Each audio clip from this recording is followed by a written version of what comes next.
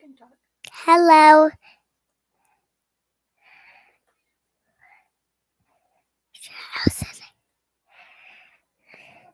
Mm, this is the garden. Mm, uh, these are how I measure the plants. What plants are those? Those are onions. And these are the pieces. These are the peas. Yep, they're pieces. And this is the potato. Can I show this? Oh, smell.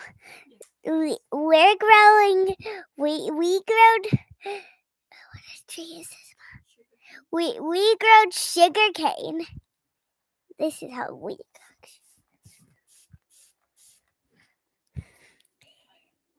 Can mommy take over? Yes. Bye bye. Enjoy the session. Enjoy the clay. Now, can you give me that, please? Close the door and go. Hello, all. Welcome to Awesome Life, the live session. If you are able to hear my voice, just leave it in the comments, please.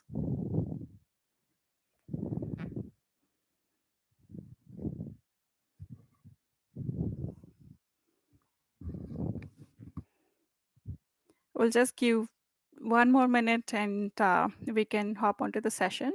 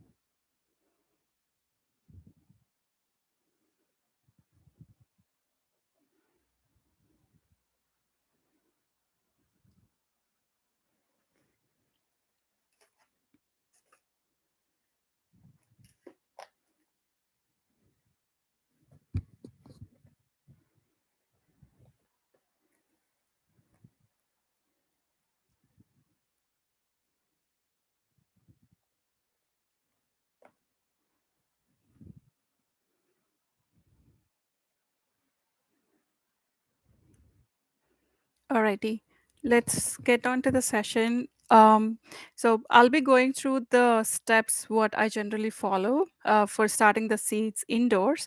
And if you guys have any questions, please leave it in the comments blog in the live chat. I will be able to pick up the questions and answer it as we go.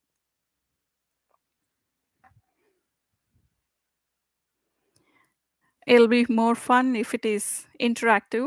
And in this live session, the best way possible is through the comment session, through the chat.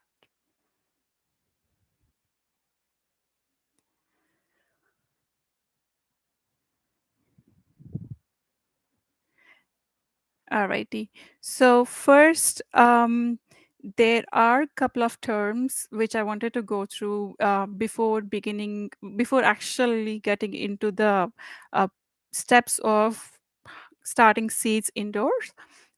A couple of terms which are important because without knowing those, like it will not make much sense to dig into the session and go further. So first thing will be zone.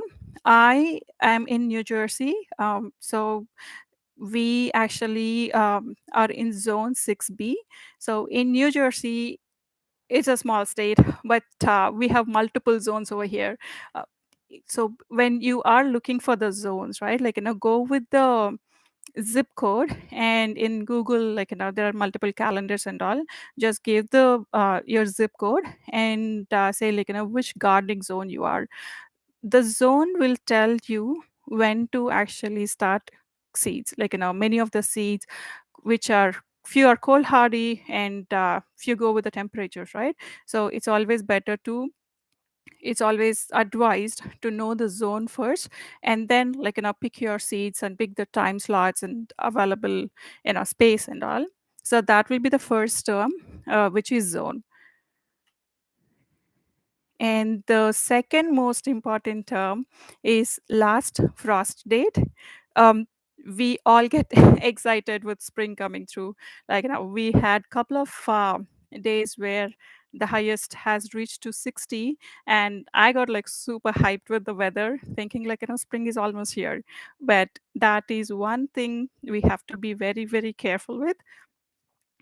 When you give the when you know your zone, right? Again, like in Google, you should be able to see when is the last frost date, so that tells you when you can actually go ahead and plant non cold hardy crops.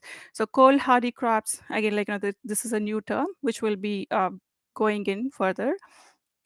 So knowing the last frost date will make you uh, plan the transplants of plant the crops much better. So that's the second term. The first one is a zone, and the second one is the last frost date. And the third one is the cold crops. So bunch of crops, mainly brassicas and even onions, they are cold hardy, which means we don't need to actually wait until last frost date. We could actually go ahead and start planting them outdoors.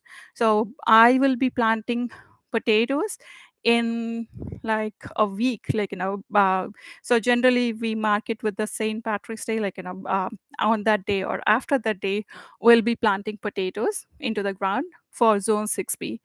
Talking about potatoes, I just wanted to quickly show you guys.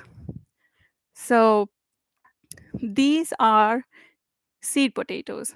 I didn't buy it from the grocery store or anywhere. These are the seed potatoes which we have saved up in the basket in the house, just in the house, in the kitchen. I just left these potatoes in a basket, and we literally got the seed potatoes ready. My point is, now we don't need to buy all these seed potatoes. I'll be talking more about how we can actually get into the affordable gardening, especially in the springtime. We spend a lot, it just goes on crazy with amount of dollars we spend to start up the garden. This is one of the example, these potatoes we grew it last year. We have harvested from our garden, uh, and we just stored like couple of potatoes in a basket, and we have the seed potatoes ready for planting this spring. you know that can't get any better for us. So these seed potatoes will be going in this in another 2 weeks, 2 weeks max. So that's about the seed potatoes. Affordable way of gardening. So potatoes, they belong to the cold hardy, and onions are also cold hardy. Again, I have started onions from the seeds, and these are the onion. Look at these ones, how beautiful these are. If you guys see, the seed is still hanging in here. These onions can go into the ground like early April, even end of March. We could put it into the ground, and this will be growing some beautiful onions. I did grow last year, and the whole process was amazing. I will be most likely documenting all the steps, and the mistakes what I did last year, and how we could fix it this year. So these are the onions. Look at this beautiful, beautiful plants. How nicely they have grown. And I will be actually trimming the tops off. I'll be giving it a nice haircut. So that way, the inside bulb will be growing much more stronger.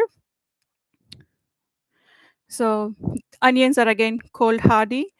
It's actually a good idea to know which crops are cold hardy. That way you don't need to actually wait until certain point.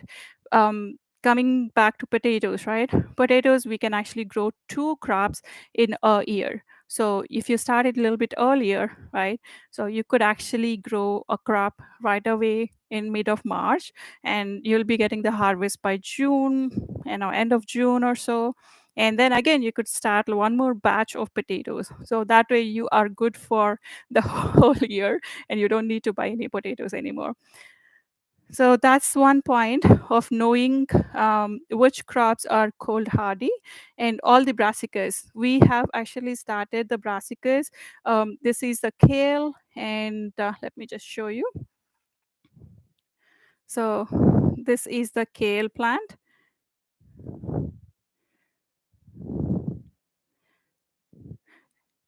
This year I tried my level best not to use too many seeds, but still, there are a bunch of kale plants. But I will be giving to a couple of our friends, so the count might be a little bit higher. So kale is again like a cold hardy. And talking about kale, we have planted a couple of kale 2 years before, and those are extremely cold hardy. I feel there was almost 1 feet of snow covered, and they just grow back. Those are extremely cold hardy, and you will be able to grow like nice healthy kale which you can consume the whole winter, fresh leaves itself, not even frozen.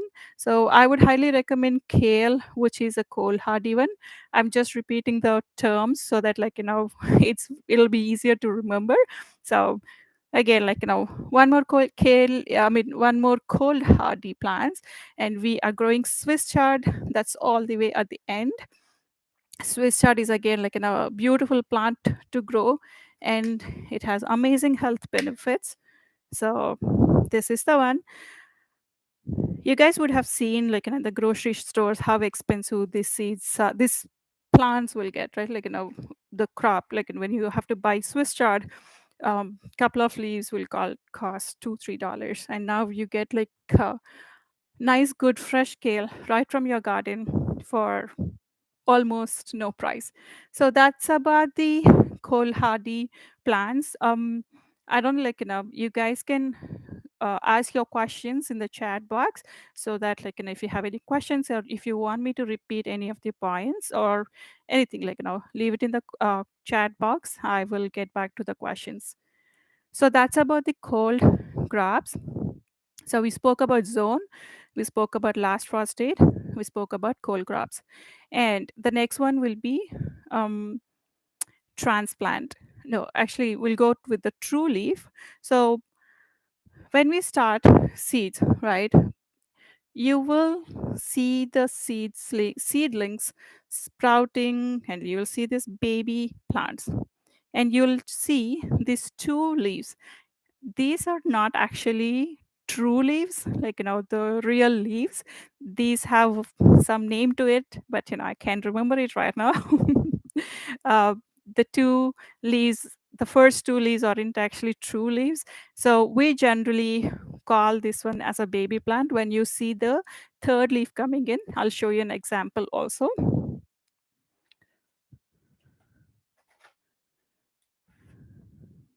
So if you see this kale plant, almost all brassicas have this kind of a heart shaped first two leaves. The first uh, something, the first two leaves, they all have a heart shape, and then the true leaf will coming. I don't know if you guys can see it through a webcam. A live session is kind of little different than what I expected, but anyways, we are here, so we'll make best out of it what we have. So this will be the third leaf will be actually called as a true leaf. So that's one more term what we can learn. So the next one is transplant. Once we sow seeds, we get all these beautiful plants, and this will grow into much bigger ones. And say, for example, this is a moringa plant, drumstick. So when this grows a little bit bigger, we want to put it outdoors, right? That is called transplanting or rehoming the plant. And most of the plants, when you rehome anything or transplant it, they go through a transplant shock.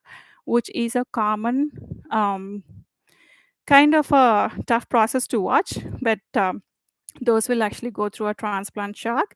And I'll be speaking more about that word transplant shock. The leaves will fall off or they become a little bit droopy, and they will look little bit uh, not so happy plants. But that's just because they're trying to adjust to the new environment which got in.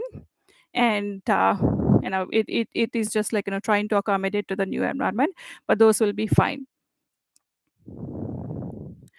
Alrighty, so that's about the term transplant.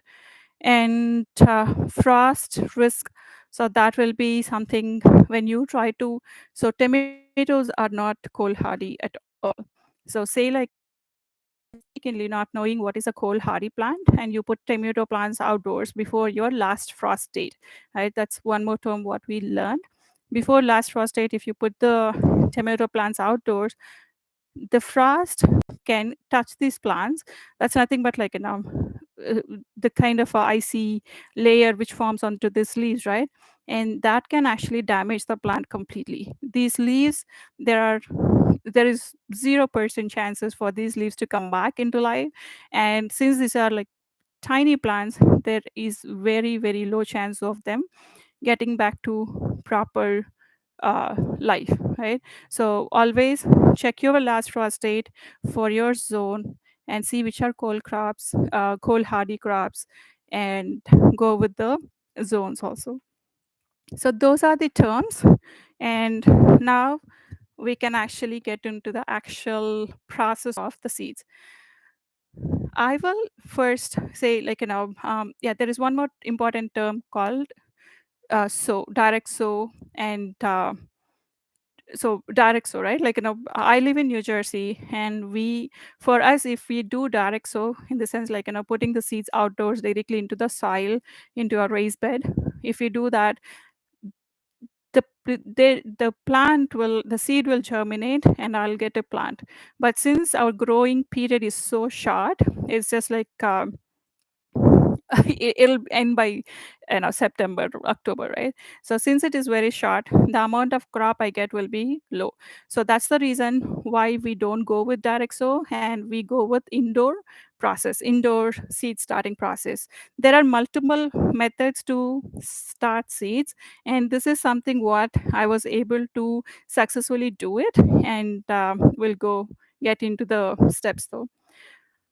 So why we need to start seeds would be the reason why we need to start seeds indoors, or why we could start seeds indoors would be, the first thing will be affordable. You could actually start. I got these tomato plants from, these are the beefsteak, so I wanted to try a new variety, so I got these ones for $2. If I have to buy a tomato plant in the nursery, I'll have to spend at least $3. For $2, I am able to get almost like 20 plants here, which definitely is more affordable, right? And it's fun for any one of us to like grow these. The complete process of growing from seed to the plant and you getting the harvest is amazing. That complete process is so beautiful. So that's one more thing why you could start it. And the third one is how many seeds to start, right? I have this problem of like starting the seeds indoors, and we get this packet of 50 seeds of cabbages, right? We don't require like 50 cabbage plants and there is no space for it. I mean, if you want, you could grow it, but there'll be lack of space, right? So when you're starting seeds, make sure how many plants you will be needing it. And based on that, sow the seeds. The germination will be higher with the process, what I'm going to mention in a couple of minutes. So you don't need to actually uh, you know sow lot more seeds than what you actually require. So that's one more thing. So the seeds, right? I generally, I mean, I always go with the process of soaking my seeds in the liquid called lab. So this is, I made a big batch of lab. This is lactic acid bacteria.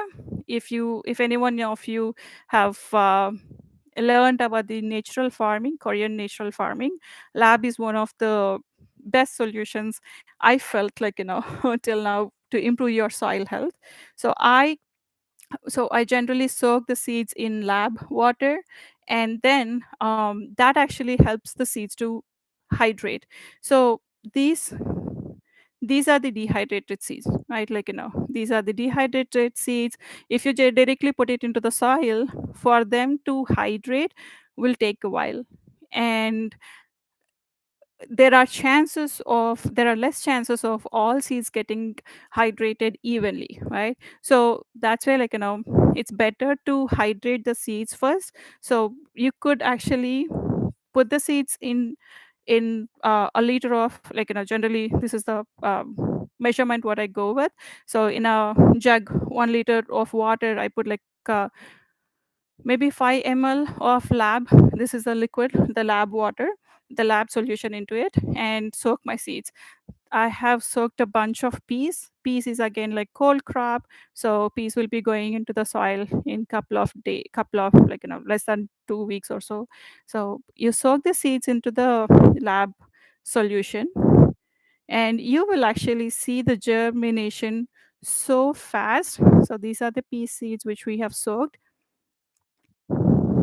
and you'll see the germination fast, and there are high chances of these plants having a better resistance towards the, you know heat changes, and like all the root problems what we get. I personally love the process of using lab while starting the seeds.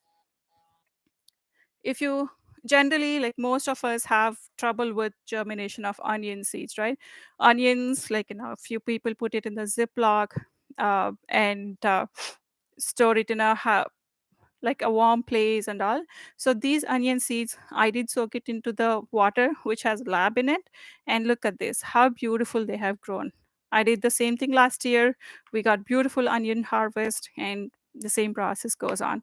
So that will be the first step of seeds. Taking the dry seeds, you soak it into the water which has lab solution. So make a batch of lab. That's fantastic for almost everything. Like, I use lab for starting seeds, and actually I put lab for the soil health, like in a soil health building. It's wonderful for improving microbes in the soil. And I actually put lab through throughout the year, like, even when it is super cold outside, I just pour lab into the soil. That just improves the soil health. Slowly your soil becomes super fertile. You don't need any kind of additional fertilizers for your soil. So that would be the goal. So we have covered the first step of soaking the seeds in the lab. Let me just quickly take the question. I try to germinate.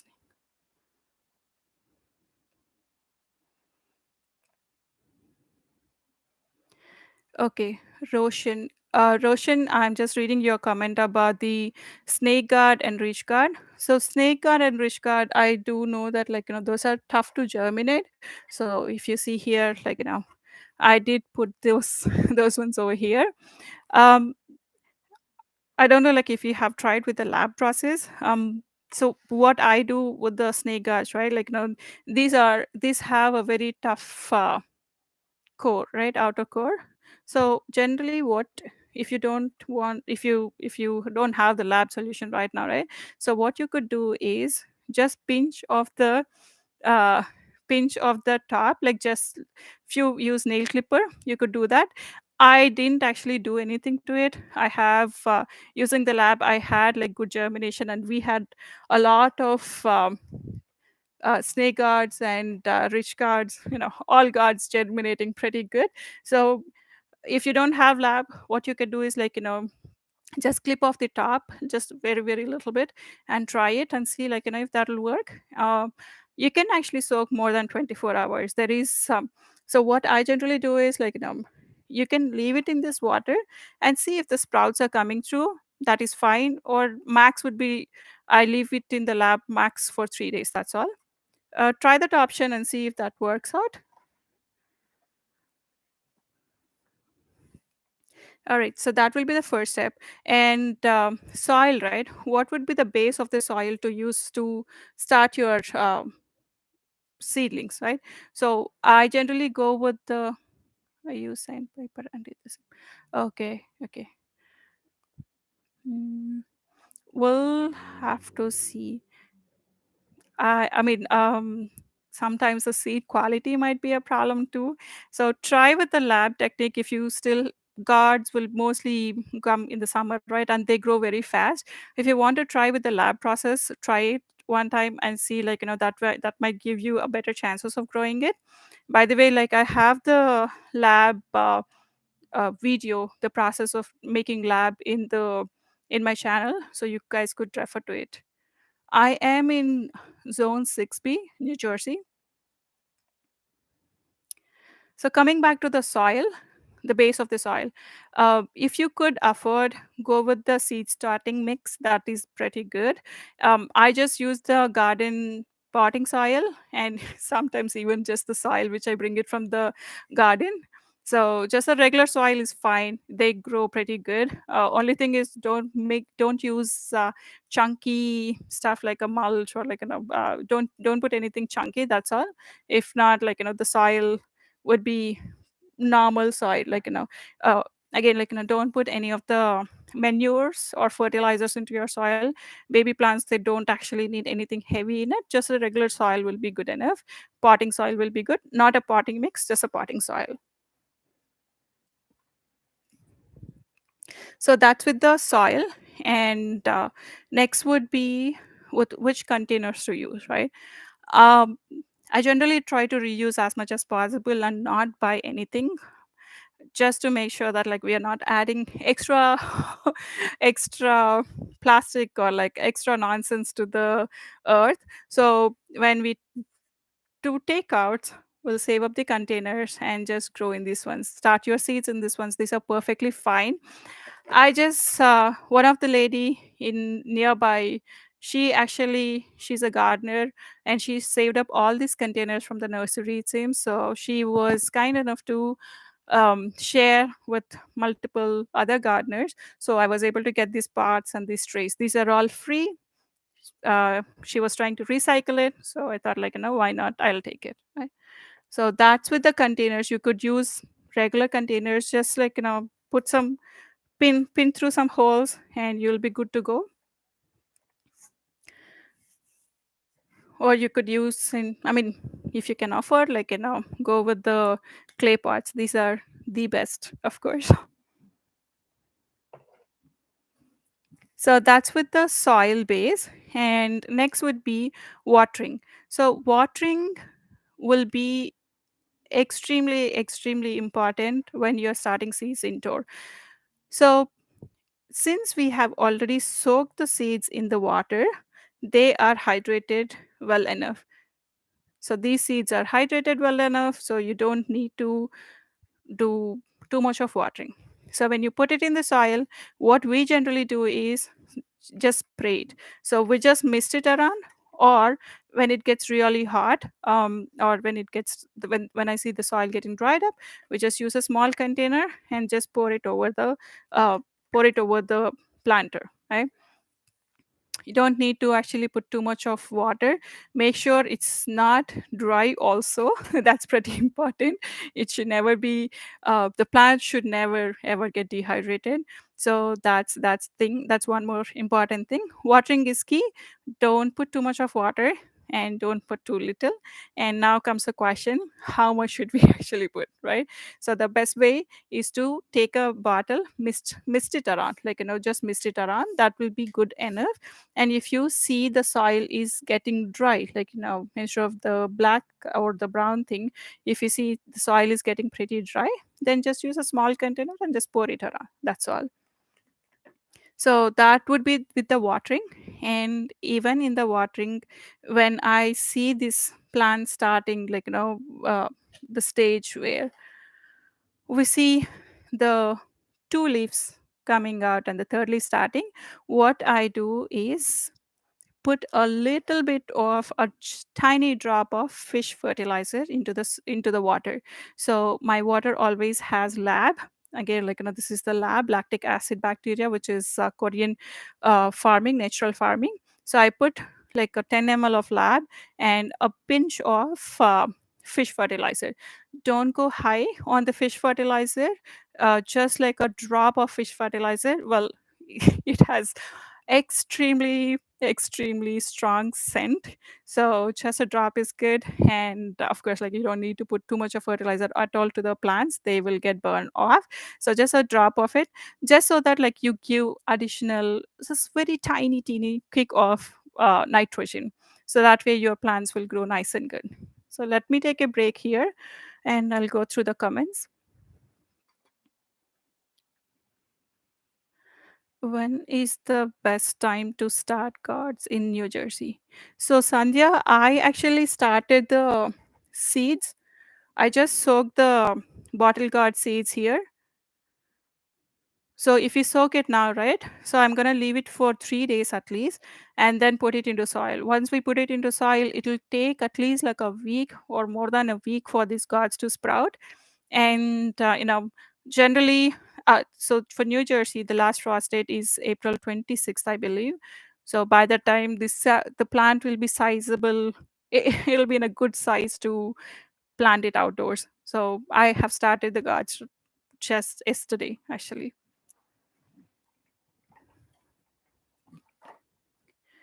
So that's with the guards. And okay, what kind of water is it? So the water, right?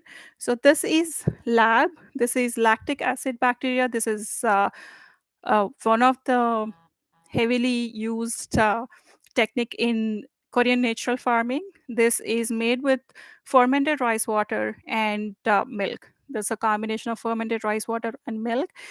The lab can be used for starting seeds, and it can be used throughout the growing season, and even when the plants are in the soil, like when the beds are empty, we can put the lab into the soil, which increase the microbes. There are lots and lots of benefits with lab. It improves the soil aeration, it improves the microbes, it actually homes the microbes, bunch of good stuff to the linked up to the lab. So I have made a video, you could actually check in my channel. It is actually the most viewed video. That's lactic acid bacteria. So I do put like 10 ml of lab in 1 liter of water in the beginning, and then like once I see the plant starting, I'll put a drop of fish fertilizer, just a tiny drop of fish fertilizer. I actually make it at home. If you are in New Jersey, I started selling lab because because not everyone has the time to make lab, and it's a process of fermentation, right? So if anybody is in New Jersey, you can pick up and I started selling lab for affordable price, just to make sure that we get more into the natural farming. So that's with the lab. Okay, let's go to the next question. Okay, I don't know if the question is to me. Okay, I don't think so. I have an issue like vision.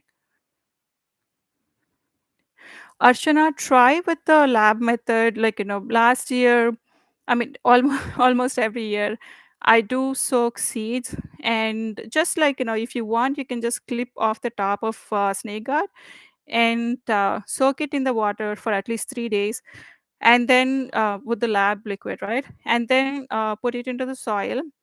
So, a couple of things also, right?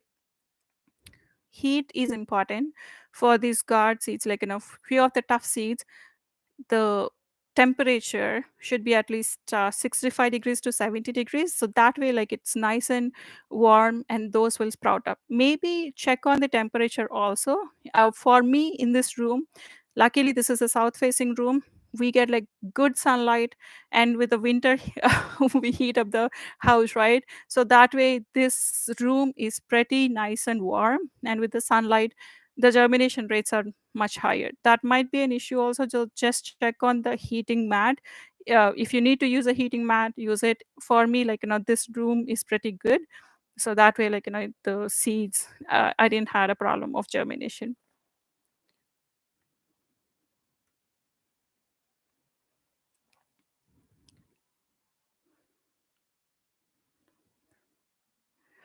Okay, all right. Yeah, so for onion seeds, yes. So these guys, I didn't cut it just because we have a session today. I just wanted to show how tall these ones are. Yeah, after the session I'll be actually cutting these ones to like almost an inch, and then those will grow back fast. Like those will grow back fast. So yes, please, yeah. We should we can trim off the tops a little bit, and this will grow nice and good. The growing onions is one of the most fun experience because the seeds are so tiny, right?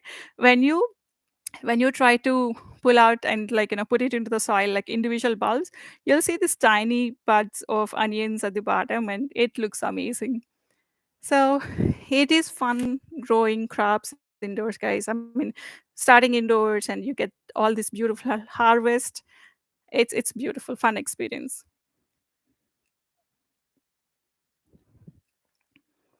Okay, I'll get back to the questions, and if you, I mean, I'll get back to the session, and if you guys have any questions, ping in, put it in the chat, and I'll get back to those ones. So next one is the transplant. So when should we put these plants outdoors?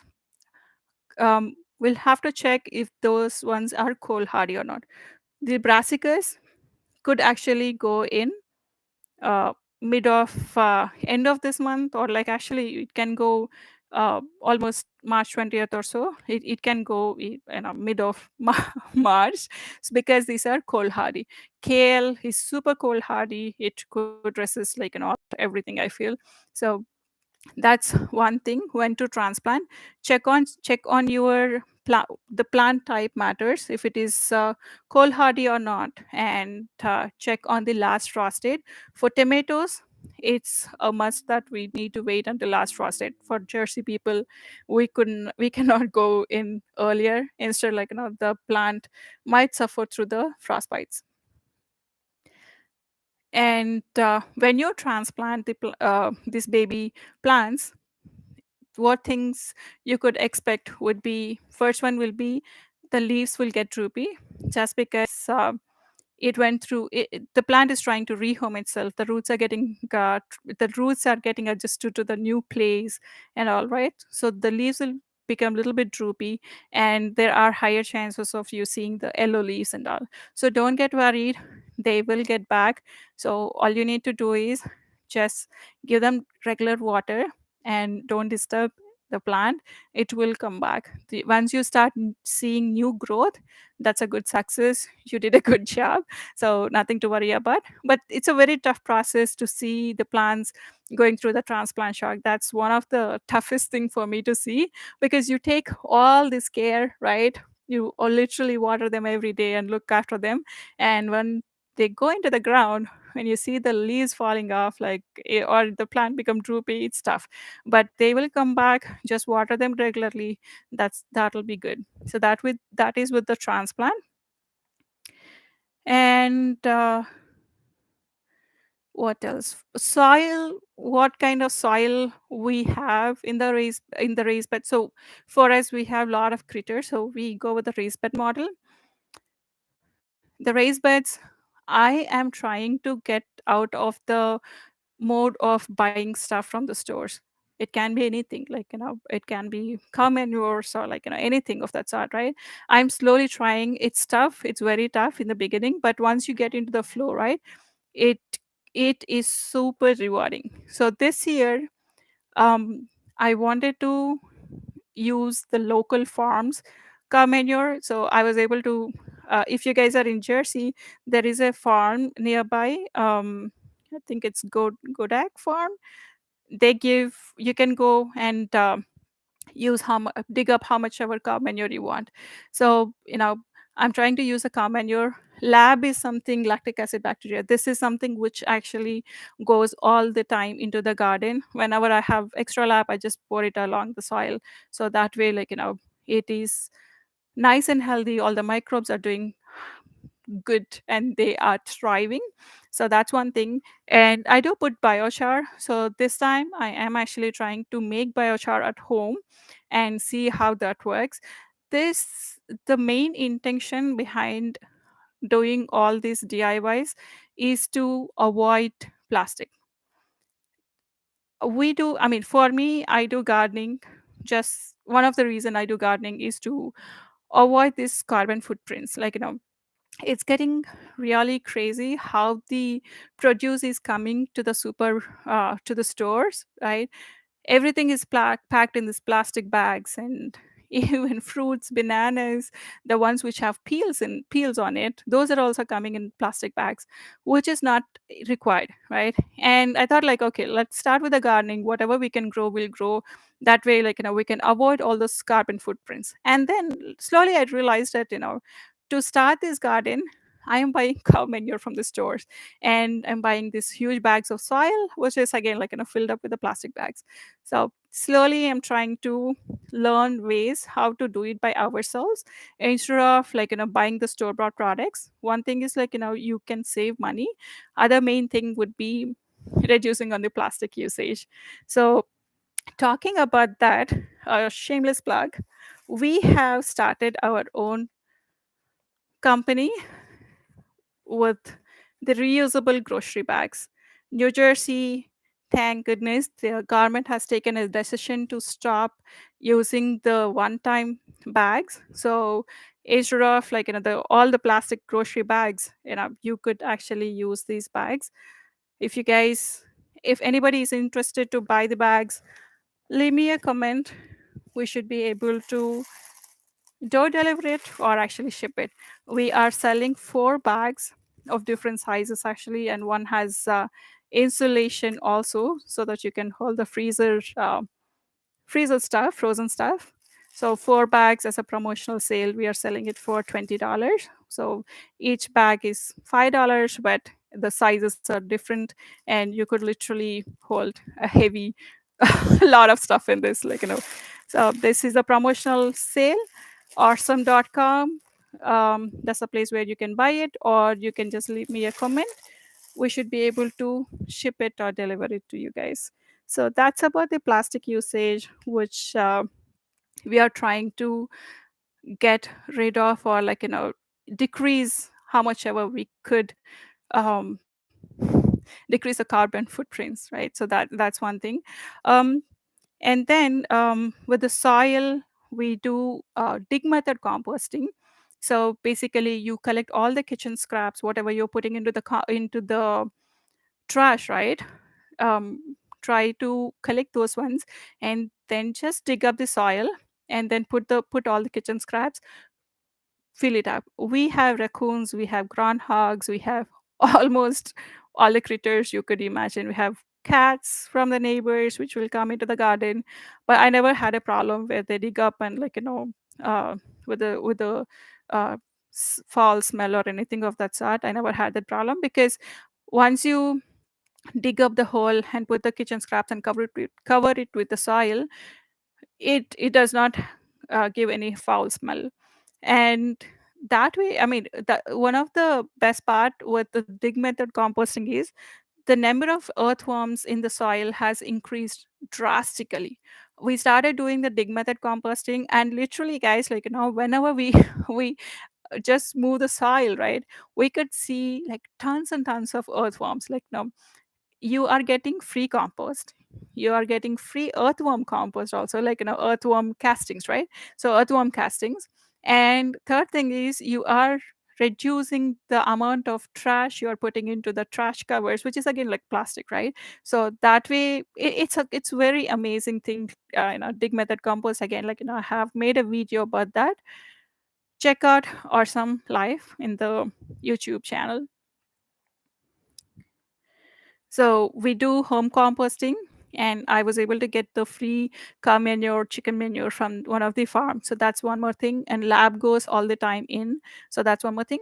I actually use the fish fertilizer. I'm trying to see the alternative options for the fish fertilizer, which I couldn't find anything till now. But if I find something, I will let you guys know about that. And of course, I was talking about the biochar, right? Biochar is one of an important component. I use it in the soil amendments.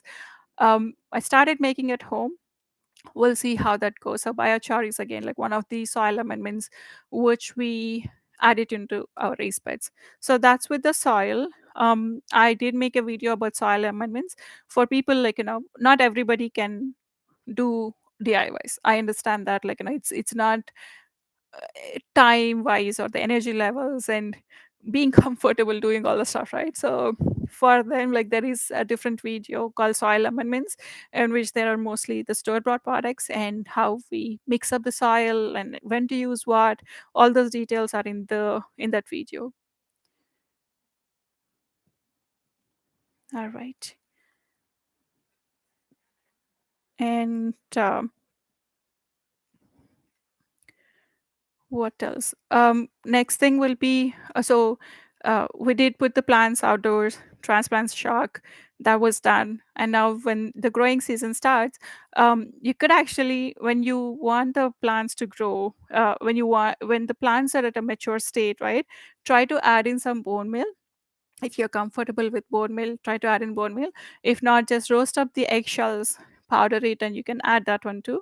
That just gives an okay banana fertilizer, banana peels fertilizer. That's a very good one too.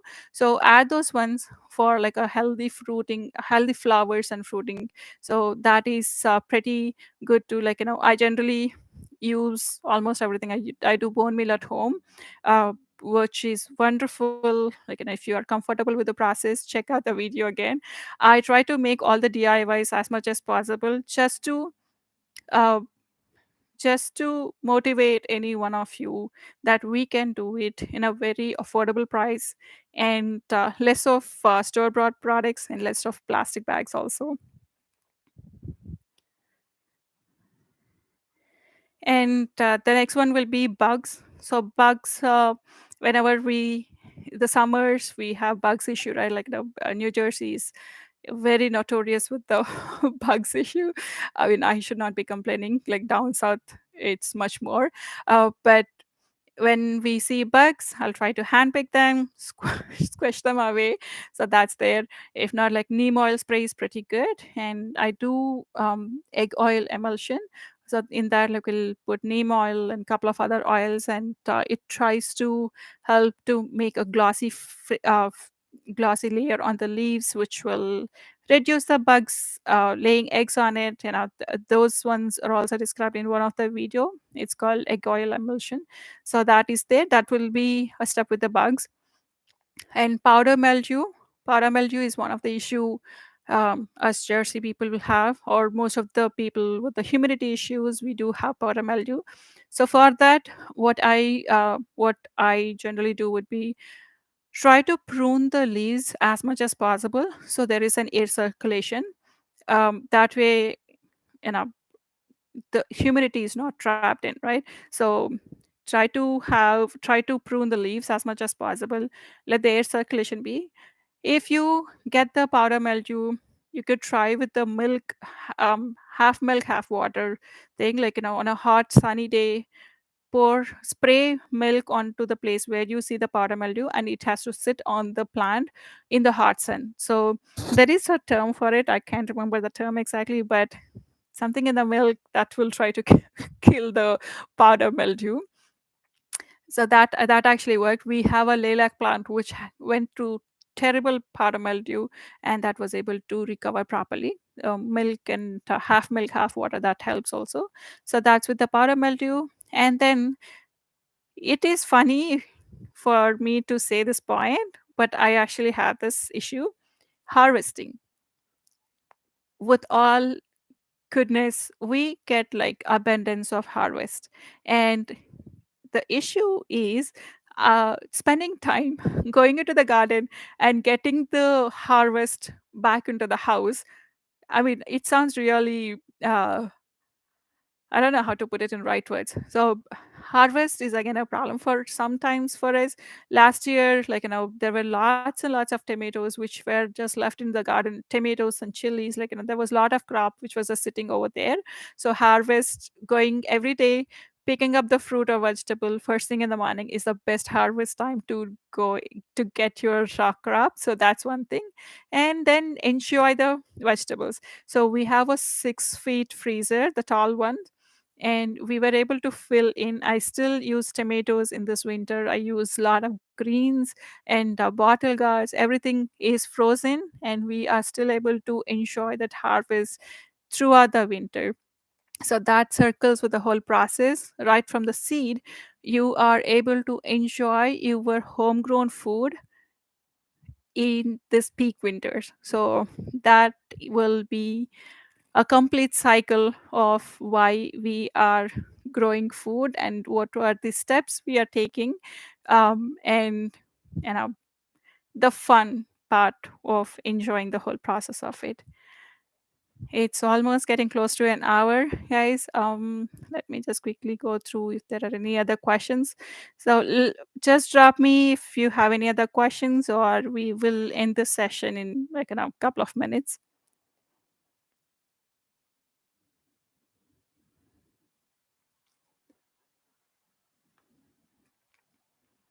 Sandhya, I actually do the composting all throughout the year. Even in the winters, I do dig method compost. Even today, I actually put bunch of kitchen scraps into the garden. So even in the, I mean, when the plants are there, right? So say like I have some tomato plants, there will be some space around. I just dig out and then put the kitchen scraps.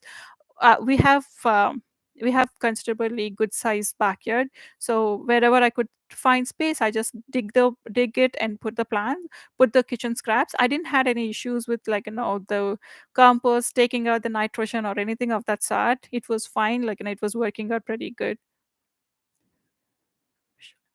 Okay, for freezing, I might be not a right person, but so I just wash the vegetables or fruits, and then I chop it just so that it's ready for throwing into a pot. So that is the only way. I don't blanch it. Honestly, I don't I don't find the time to blanch the leaves or like the vegetables. So I just wash it thoroughly, chop it into nice good chunks so that whenever we want, we just take some, throw it into the pot, good to go. We have another gallon bag, a good size of gallon bag of raspberries sitting in the freezer. We had almost like 3 gallon bags of raspberries. We put it into the hot oatmeal. That is like the best feeling, guys. When you are able to use the homegrown produce, right, and you use it during the winters, that is like such a beautiful experience. We still have raspberries which are sitting in the freezer. Amazing. Try to grow crops, try to grow fruits. We started a fruit orchard also. All these things require hard work for sure. Nothing is gonna just grow by itself. Hopefully the day will come with the lab and with all the goodness into the soil which we are putting into. um, Things will grow. Things should grow by itself, just like how they grow in the forest, right? Hopefully that day will come soon. But until then, try to grow as much as possible. Get your kids involved in the gardening, and they will learn a lot of stuff, and they actually develop interest. My daughter, she I always tell this one, she loves bitter gourd. She loves bitter gourd. That just says a lot, right?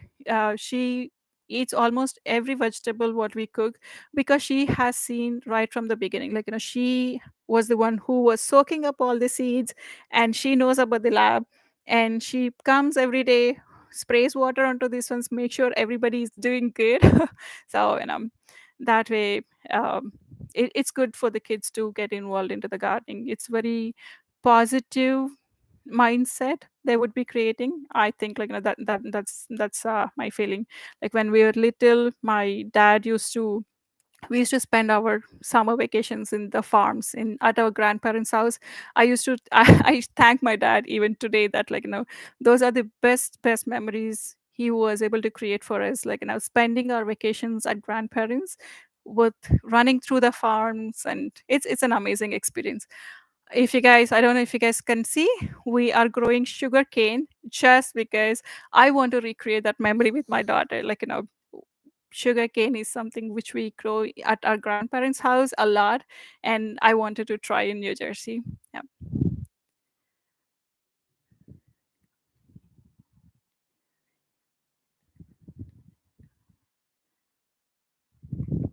All right. Thank you guys so much for being here and spending 1 hour of time. It's never enough time for me to talk about plants. I can just go on and on. Uh, okay. Okay. Uh, so Ranjit, like in a combination plants, right? So this is a old saying, corn and beans, and there is one more thing which grow together, right? You put corn and the beans can climb through it. And there is one more thing, I can't remember exactly. And the beans will fix the nitrogen, which will help the corn to go. So there are bunch of plants, companion plants. Thank you so much. Horticulture, yes, yes, companion. The words sometimes, right? So that's the thing. Oh, I wanted to quickly show you guys about these ones. So sweet potatoes, I have started the slips.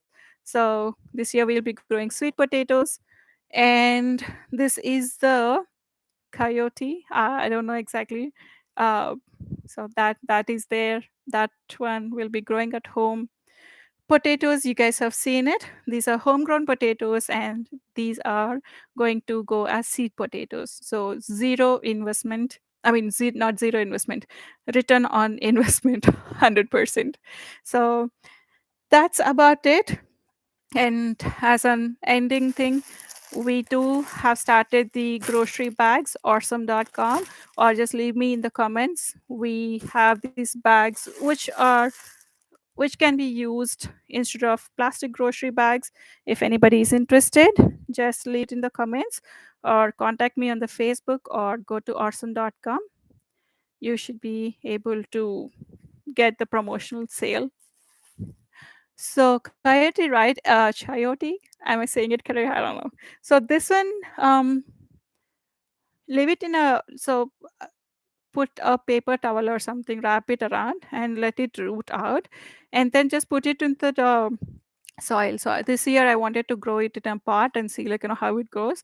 So I just put it in a pot. It's a vine. It has like a beautiful flowers, and it's a beautiful plant to grow.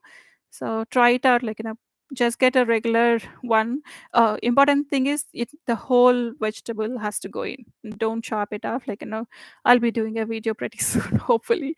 There is a lot of content which needs to be edited, but yeah, if you want to root it out, just wrap a paper towel, wet paper towel, put it in a nice dark spot, or put it in a kitchen countertop at a corner, and it will start to root out. It'll take The rooting out will take at least 2 to 3 weeks. So that way, like, you just keep changing the paper towel. That's all.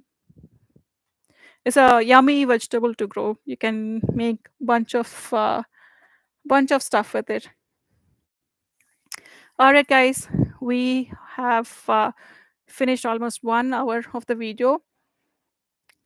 If you have any questions, leave it in the chat. I will be able to check later part of the day and get back to you. Um, Subscribe to the channel if you want to learn more about the DIY methods. I'm actually a plant addict. So I'll try to learn as much as possible if it is related to plants, for sure.